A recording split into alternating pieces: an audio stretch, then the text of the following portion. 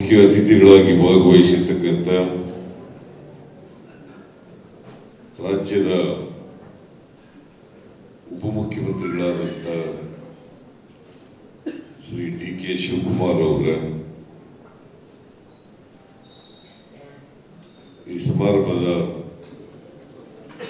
ಅಧ್ಯಕ್ಷತೆ ವಹಿಸಿರ್ತಕ್ಕಂಥ ಈ ಕ್ಷೇತ್ರದ ಶಾಸಕರು ಆದಂಥ ಶ್ರೀ ರಿಜ್ವಾನ್ ಅರ್ಷದ್ ಅವರ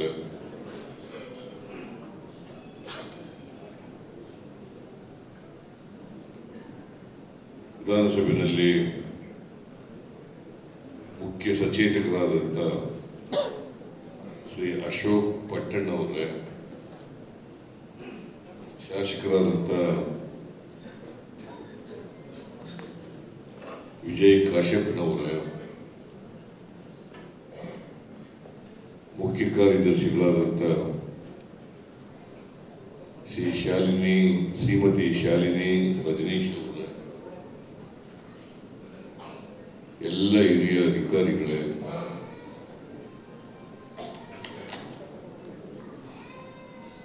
ರಾಜ್ಯ ಸರ್ಕಾರಿ ನೌಕರರ ಸಂಘದ ಅಧ್ಯಕ್ಷರಾದಂಥ ಶ್ರೀ ಷಡಕ್ಷರಿ ಅವರೇ,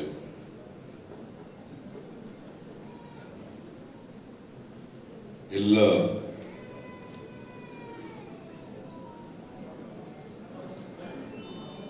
ಸರ್ಕಾರಿ ನೌಕರ ವರ್ಗದವರ ಪ್ರಶಸ್ತಿ ಪುರಸ್ಕೃತರ ಮಾಧ್ಯಮದ ಸ್ನೇಹಿತರು,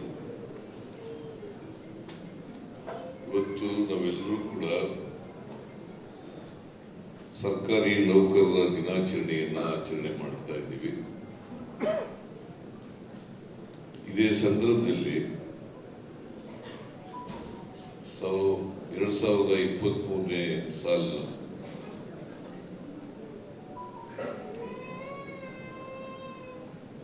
ಸರ್ಕಾರಿ ನೌಕರರ ರಾಜ್ಯ ಮಟ್ಟದ ಸರ್ವೋತ್ತಮ ಸೇವಾ ಪ್ರಶಸ್ತಿಯನ್ನು ಕೂಡ ಪ್ರದಾನ ಮಾಡಿದ್ದೀವಿ.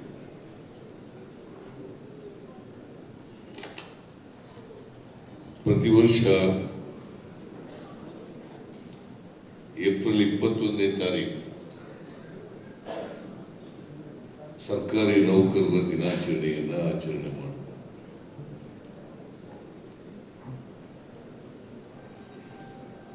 ಸರ್ಕಾರಿ ನೌಕರರ ದಿನಾಚರಣೆಯನ್ನು ಆಚರಣೆ ಮಾಡೋದು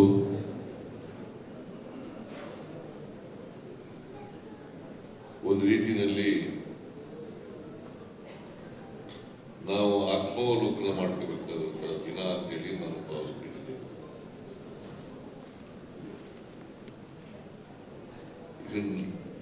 ಈಗಾಗಲೇ ಡಿ.ಕೆ. ಶಿವಕುಮಾರ್ ಅವರು ಹೇಳಿದ್ದಾರೆ,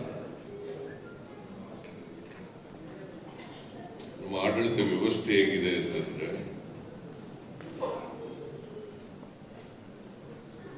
ಶಾಸಕಾಂಗ, ಕಾರ್ಯಾಂಗ, ನ್ಯಾಯಾಂಗ 3 ವಿಭಾಗಗಳಿದ್ದಾವೆ. ಒಂದಕ್ಕೊಂದು ಪರಸ್ಪರ ಅನ್ಯೋನ್ಯವಾಗಿ ಕೆಲಸ ಮಾಡೋದು. ಅದ್ರ ಜೊತೆಗೆ 4ನೇ ಅಂಗನೂ ಕೂಡ ಇದೆ ಪ್ರಜಾಪ್ರಭುತ್ವದಲ್ಲಿ, ಅದು ಪತ್ರಿಕಾ ರಂಗ.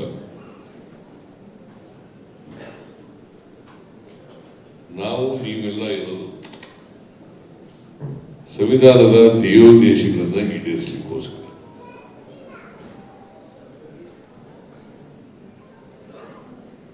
ಸಮಾಜದಲ್ಲಿ ಅಸಮಾನತೆ ಇದೆ, ಬಡವರಿದ್ದಾರೆ, ಶ್ರೀಮಂತರಿದ್ದಾರೆ, ಅಕ್ಷರಸ್ಥರಿದ್ದಾರೆ, ಅನಕ್ಷರಸ್ಥರಿದ್ದಾರೆ, ಮೇಲ್ಜಾತಿಯವರಿದ್ದಾರೆ, ಕೀಳ್ಜಾತಿಯವರಿದ್ದಾರೆ. ಇವೆಲ್ಲವೂ ಹೋಗ್ಬೇಕು, ಅಸಮಾನತೆ ಹೋಗಿ ಸಮಾನತೆ ಬರಬೇಕು. ನಮ್ಮ ಸಂವಿಧಾನದಲ್ಲಿ ಬಹಳ ಸ್ಪಷ್ಟವಾಗಿ ಹೇಳ್ಕೊಂಡಿದ್ದೇವೆ, ಸ್ವಾತಂತ್ರ್ಯ, ಸಮಾನತೆ, ಭ್ರಾತೃತ್ವ. ಇವು 3 ಇರಬೇಕು ಅಂತಕ್ಕಂಥದ್ದು. ಈ 3 ಆಧಾರ ಸ್ತಂಭಗಳು ನಮಗೆ. ಪ್ರತಿಯೊಬ್ಬರಿಗೂ ಸ್ವಾತಂತ್ರ್ಯ ಇರಬೇಕು, ಪ್ರತಿಯೊಬ್ಬರು ಕೂಡ ಸಮಾನತೆಯಿಂದ ಬದುಕಬೇಕು, ಪ್ರತಿಯೊಬ್ಬರಿಗೂ ಸಮಾನ ಅವಕಾಶಗಳು ಸಿಗಬೇಕು, ಮತ್ತೆ ನಾವೆಲ್ಲರೂ ಕೂಡ ಅಣ್ಣ ತಮ್ಮಂದಿರಂತೆ ಬದುಕಬೇಕು, ಅಂದರೆ ಮಾನವೀಯತೆ ಇರಬೇಕು. ನಮ್ಮಲ್ಲಿ ಅನೇಕ ಜಾತಿಗಳಿದ್ದಾವೆ, ಧರ್ಮಗಳಿದ್ದಾವೆ. ಈಗ ನಾವು ಜಾತಿ ಯಾಕೆ ಬಂತು ಅನ್ನೋದ್ರ ಬಗ್ಗೆ ಮಾತಾಡಕ್ಕೆ ಹೋಗಲ್ಲ, ಧರ್ಮ ಹೇಗೆ ಹುಟ್ಟಿತು ಅನ್ನೋದ್ರ ಬಗ್ಗೆ ಮಾತಾಡಕ್ಕೆ ಹೋಗಲ್ಲ. ನಮ್ಮ ಸಂವಿಧಾನ ಜಾತ್ಯತೀತವಾಗಿ ಇರ್ತಕ್ಕಂಥ ಸಮಾಜ ನಿರ್ಮಾಣ ಆಗಬೇಕು ಅಂತ ಹೇಳ್ತದೆ. ಯಾವುದೇ ಒಂದು ಧರ್ಮದ ಆಧಾರದ ಮೇಲೆ ನಾವು ಈ ದೇಶವನ್ನು ಕಟ್ಟಬೇಕು ಅಥವಾ ನಮ್ಮ ಸಮಾಜವನ್ನು ನಿರ್ಮಾಣ ಮಾಡಬೇಕು ಅಂತ ಹೇಳೋದಿಲ್ಲ. ಎಲ್ಲ ಧರ್ಮಗಳು, ಎಲ್ಲ ಭಾಷೆಗಳು, ಎಲ್ಲ ಜನರು ಕೂಡ, ಎಲ್ಲ ಜಾತಿಗಳು ಒಂದೇ. ಜಾತಿಗಳಿದ್ದಾವೆ, ಧರ್ಮಗಳಿದ್ದಾವೆ, ಆದರೆ ಸಮಾನತೆ ಬರಬೇಕಾದ್ರೆ ಜಾತ್ಯತೀತವಾದಂಥ ರಾಷ್ಟ್ರ ನಿರ್ಮಾಣ. ಅದನ್ನೇ ಬಸವಣ್ಣ ಹೇಳಿರೋದು, ಅದನ್ನೇ ಬುದ್ಧ ಹೇಳಿರೋದು, ಅದನ್ನೇ ಅಂಬೇಡ್ಕರ್ ಹೇಳಿರೋದು, ಅದನ್ನೇ ಗಾಂಧೀಜಿ ಹೇಳಿರೋದು.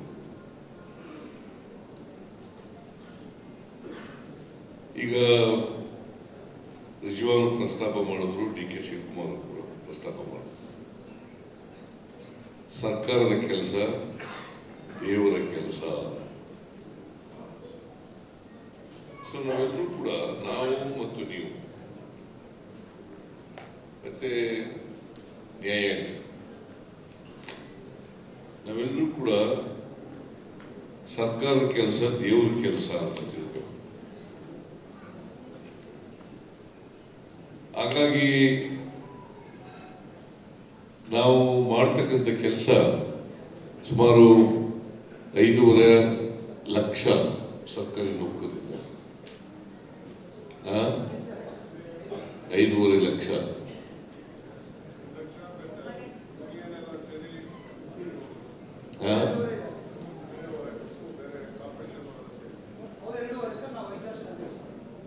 ಸರ್ಕಾರಿ ನೌಕರರು,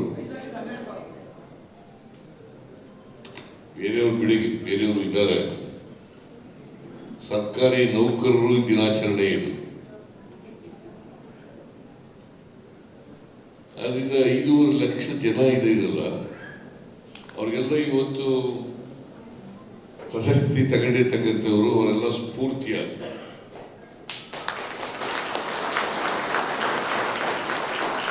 ಮತ್ತೆ ಯಾರ್ಯಾರಿಗೆ ಪ್ರಶಸ್ತಿ ಸಿಕ್ಕಿದೆ ಅವ್ರ ಜವಾಬ್ದಾರಿ ಹೆಚ್ಚಾಗಿದೆ. ನೀವು ಒಳ್ಳೆ ಕೆಲಸ ಮಾಡಿದ್ದೀರಿ ಅಂತೇಳಿ ನಿಮಗೆ ಪ್ರಶಸ್ತಿಗಳನ್ನು ಕೊಟ್ಟಿದ್ದಾರೆ. ಜನರು ಕೆಲಸ ಮಾಡಿದ್ದೀರಿ, ನಿರ್ಭೀತಿಯಿಂದ ಕೆಲಸ ಮಾಡಿದ್ದೀರಿ, ಜಾತಿ ಧರ್ಮ ನೋಡ್ದೇನೆ ಕೆಲಸ ಮಾಡಿದ್ದೀರಿ, ಅದಕ್ಕೋಸ್ಕರ ನಿಮಗೆ ಪ್ರಶಸ್ತಿಗಳನ್ನು ಸಿಕ್ಕಿದೆ. ಪ್ರಾಮಾಣಿಕವಾಗಿ ಮಾಡಿದ್ದೀರಿ ಅಂತೇಳಿ ಪ್ರಶಸ್ತಿಗಳು ಸಿಕ್ಕಿದೆ. ಅದು ಬೇರೆಯವರಿಗೆ ಪ್ರೇರಣೆ ಆಗಿದೆ, ಮಾರ್ಗದರ್ಶನ ಆಗಿದೆ. ಮತ್ತೆ ನೀವು ಇನ್ನೂ ಹೆಚ್ಚು ಯಾರು ಪ್ರಶಸ್ತಿ ಪುರಸ್ಕೃತರಿದ್ದಾರೆ ಅವ್ರು ಇನ್ನೂ ಹೆಚ್ಚಿನ ರೀತಿಯಲ್ಲಿ ಹೆಚ್ಚು ಸೇವೆಯನ್ನು ಮಾಡ್ತಕ್ಕಂಥ ಕೆಲಸವನ್ನು ಮಾಡಬೇಕು. ನನಗೆ ಆಯ್ತಪ್ಪ, ಜೀವನದಲ್ಲಿ ಸರ್ವೋತ್ತಮ ಪ್ರಶಸ್ತಿ ಸಿಕ್ಬಿಟ್ಟದೆ, ಇನ್ನೇನು ಮಾಡಬೇಕಾದ ಅಗತ್ಯ ಇಲ್ಲ ಅಂತ ರಿಲ್ಯಾಕ್ಸ್ ಆಗೋದಲ್ಲ. ಇನ್ನೂ ಹೆಚ್ಚಿನ ರೀತಿಯಲ್ಲಿ ನೀವು ಜನಸೇವೆಯನ್ನು ಮಾಡ್ತಕ್ಕಂಥ ಕೆಲಸವನ್ನು ಮಾಡಬೇಕು. ಈಗಾಗಲೇ ಪ್ರಸ್ತಾಪ ಮಾಡದಂತೆ ಪತ್ರಿಕೆಯವ್ರು ನೋಡ್ತಾ ಇರ್ತಾರೆ, ಕೋರ್ಟ್ನವ್ರು ನೋಡ್ತಾ ಇರ್ತಾರೆ, ನ್ಯಾಯಾಂಗ ನೋಡ್ತಾ ಇರ್ತದೆ. ಅವರು ನಮ್ಮ ತಪ್ಪುಗಳನ್ನು ತೋರಿಸ್ತಕ್ಕಂಥ ಕೆಲಸವನ್ನು ಮಾಡ್ತಾರೆ. ನ್ಯಾಯಾಂಗ ಶಿಕ್ಷೆ ಕೊಡ್ತಕ್ಕಂಥ ಕೆಲಸವನ್ನು ಮಾಡ್ತದೆ. ಈಗ ಕರ್ನಾಟಕ ರಾಜ್ಯ ಇದೆಯಲ್ಲ, ಒಂದು progressive state. Karnataka is A progressive state. ನಾನು ಯಾಕೆ ಈ ಮಾತನ್ನು ಹೇಳ್ತಾ ಇದ್ದೀನಿ ಅಂತಂದ್ರೆ, ನೌಕರರು ಅಲ್ಲಿ ಇಲ್ಲಿ ಕೆಲವರು ಇರ್ಬೋದು ತಪ್ಪುಗಳನ್ನು ಮಾಡಿದಂಥವ್ರು, ಆದರೆ ಮೆಜಾರಿಟಿ ನೌಕರರು ಒಳ್ಳೆ ಕೆಲಸ ಮಾಡ್ತಾ ಇದ್ದಾರೆ. ಹಾಗಾಗಿನೇ ಇವತ್ತು ನಾವು GST ಕಲೆಕ್ಷನ್ ನಲ್ಲಿ 2ನೇ ಸ್ಥಾನದಲ್ಲಿದ್ದೀವಿ ದೇಶದಲ್ಲಿ ಅಂತಂದ್ರೆ, ಒಳ್ಳೆ ನೌಕರು ಇಲ್ಲೇ ಕಷ್ಟ ಸಾಧ್ಯ ಆಯ್ತಿತ್ತ?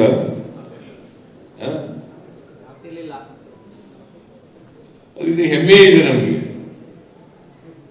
ಕರ್ನಾಟಕ ರಾಜ್ಯದ ನೌಕರರು GST ಕಲೆಕ್ಷನ್ ನಲ್ಲಿ 2ನೇ ಸ್ಥಾನ, ಮಹಾರಾಷ್ಟ್ರ ನಂಬರ್ 1, ನಂಬರ್ 2 ಕರ್ನಾಟಕ. ಹಾಗಂತೇಳಿ ನಮ್ಮ ಬೆನ್ನನ್ನು ನಾವೇ ತಟ್ಟಕ್ಕಾಗಲ್ಲ, ನಾವು ಯಾವಾಗ ಎಚ್ಚರವಾಗಿರ್ಬೇಕಾಗುತ್ತೆ. ಯಾಕೆಂದ್ರೆ ಸಂವಿಧಾನ 75 ವರ್ಷ ಆಯ್ತು. ಈ 75 ವರ್ಷಗಳಾದರೂ ಕೂಡ ಸಂವಿಧಾನದ ದೇವೋದ್ದೇಶಗಳು ಇನ್ನೂ ಜಾರಿಯಾಗಿಲ್ಲ ಅಲ್ವಾ? ಇನ್ನು ಬಡತನ ಇದೆ, ನಿರುದ್ಯೋಗ ಇದೆ, ಅಸಮಾನತೆ ಇದೆ, ಆರ್ಥಿಕ ಸಾಮಾಜಿಕ ಅಸಮಾನತೆಗಳು ಕಾಡ್ತಾ ಇದ್ದಾವೆ.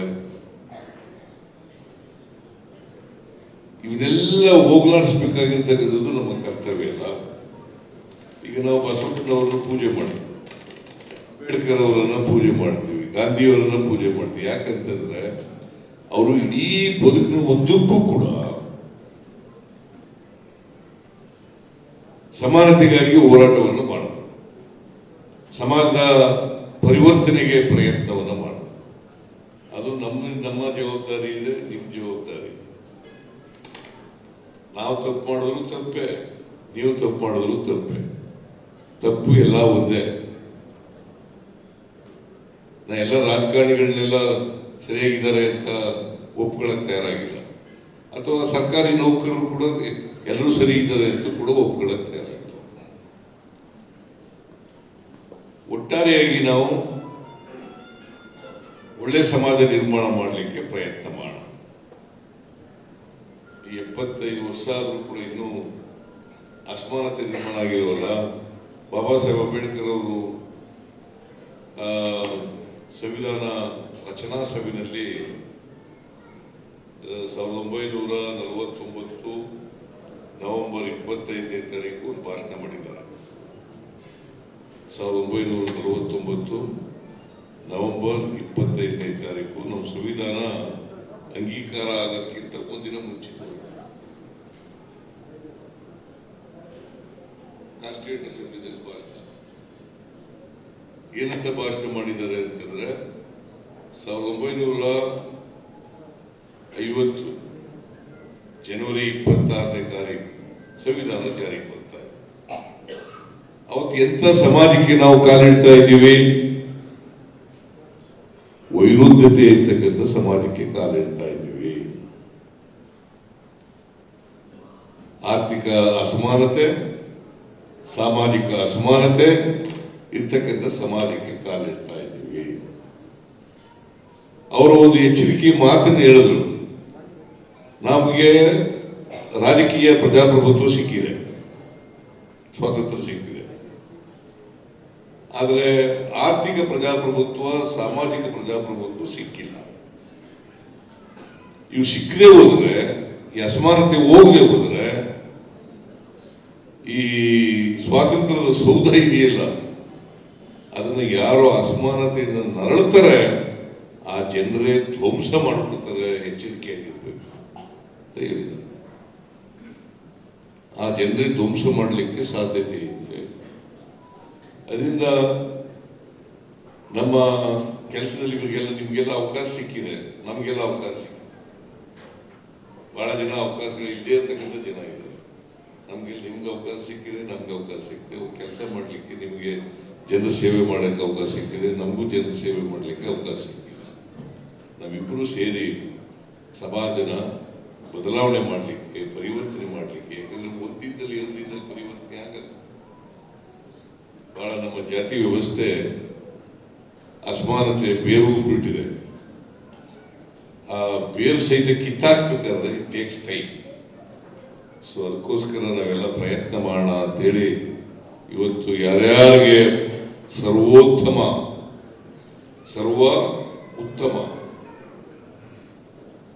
ಸರ್ವೋತ್ತಮ ಪ್ರಶಸ್ತಿ ಸಿಕ್ಕಿದೆ ಅವ್ರಿಗೆಲ್ಲರಿಗೂ ಕೂಡ ನಾನು ಸರ್ಕಾರದ ಪರವಾಗಿ ಈ ನಾಡಿನ ಜನರ ಪರವಾಗಿ ಅಭಿನಂದನೆಗಳನ್ನು ಸಲ್ಲಿಸಲಿಕ್ಕೆ ಬಯಸ್ತೇನೆ.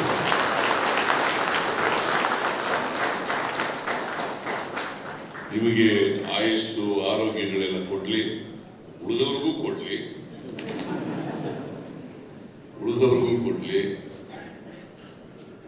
ನಾವು ನೀವೆಲ್ಲ ಎಷ್ಟು ದಿನ ಈಗ, ಯಾಕಂದ್ರೆ ನಿಮಗೆ 60 ವರ್ಷ ಆದ್ಮೇಲೆ ರಿಟೈರ್ಡ್ ಆಗ್ಬೋದು. ನಾವು ಕೂಡ ನಮಗೆ ರಿಟೈರ್ಮೆಂಟ್ ಇಲ್ಲ ರಾಜಕಾರಣಿಗಳಿಗೆ. ಆರೋಗ್ಯ ಸರಿ ಇಲ್ಲದೆ ಹೋದ್ರೆ ಬಿಟ್ಬಿಡ್ಬೋದು ಅಷ್ಟೇ. ಇಲ್ಲ ನಮಗೆ ರಿಟೈರ್ಮೆಂಟ್ ಇಲ್ಲ, ನಿಮಗೆ ರಿಟೈರ್ಮೆಂಟ್ ಇದೆ. ಮತ್ತೆ ನಮಗೆ ನೀವು ಬಯಸಿ ಬಂದಿದ್ದೀರಿ ಈ ಕೆಲಸಕ್ಕೆ, ಆದ್ರೆ ನಾವು ನಮ್ಮನ್ನು ಯಾರು ಕರೆದಿಲ್ಲ, ನಾವೇ ಬಂದಿದ್ದೀವಿ. ಕೆಲಸ ಮಾಡ್ತೀವಪ್ಪ, ಜನರ ಸೇವೆ ಮಾಡ್ತೀವಿ ಅಂತ ನಾವು ಬಂದಿದ್ದೀವಿ. ಅದರಿಂದ ನಾವು ನೀವೆಲ್ಲ ಒಳ್ಳೆ ಕೆಲಸ ಮಾಡೋಣ, ಸಮಾಜಮುಖಿ ಕೆಲಸ ಮಾಡೋಣ ಅಂತ ಹೇಳಿ ನಿಮ್ಮೆಲ್ಲರಿಗೂ ಶುಭ ಆಗಲಿ ಅಂತ ಹಾರೈಸಿ, ಮತ್ತೆ ಸರ್ಕಾರಿ ನೌಕರರ ದಿನಾಚರಣೆ ಇದು 21ನೇ ತಾರೀಕು, ಏಪ್ರಿಲ್ 21ನೇ ತಾರೀಕು ಮಾಡ್ತಾ ಬಂದಿದೆ. ಇದು ಯಾಕೆ ಪ್ರಾರಂಭ ಆಗಿದೆ ಗೊತ್ತಲ್ಲ? ಗೊತ್ತೇನೆ? ಸರಿ 4 ವರ್ಷದಿಂದ ಆಗಿಲ್ಲ.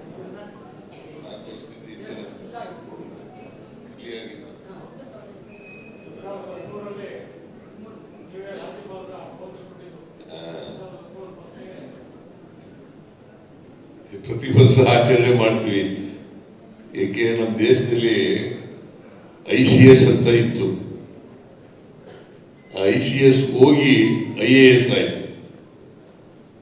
ಅದನ್ನ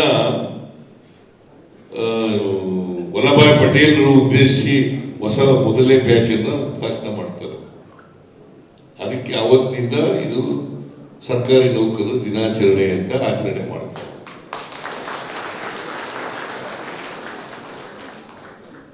ಸೊ ಏನೇ ಆಗಲಿ ನಿಮ್ಗೆಲ್ರಿಗೂ ಶುಭ ಆಗಲಿ ಅಂತ ಹಾರೈಸಿ, ಇಡೀ ರಾಜ್ಯದ ಜನರಿಗೆ ಶುಭ ಆಗಲಿ ಅಂತ ಹಾರೈಸಿ.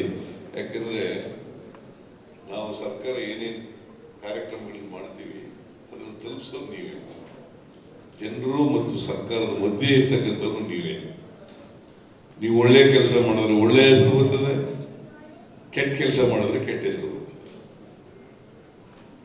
ಅಫ್ಕೋರ್ಸ್ ರಾಜಕಾರಣಿಗಳು ಕೂಡ ಒಳ್ಳೆ ಕೆಲಸ ಮಾಡಬೇಕು, ನಿಮಗೆ ಸರಿಯಾದ ರೀತಿಯಲ್ಲಿ ಮಾರ್ಗದರ್ಶನ ಮಾಡಬೇಕು. ಆ ಕೆಲಸ ಮಾಡಲಿಕ್ಕೆ ನಿಮ್ಗೆಲ್ರಿಗೂ ಕೂಡ ಶಕ್ತಿ ಕೊಡಲಿ ಅಂತೇಳಿ ಪ್ರಾರ್ಥನೆ ಮಾಡಿ ನನ್ನ ಮಾತನ್ನು ಮುಗಿಸ್ತೇನೆ. ಜೈ ಹಿಂದ್, ಜೈ ಕರ್ನಾಟಕ.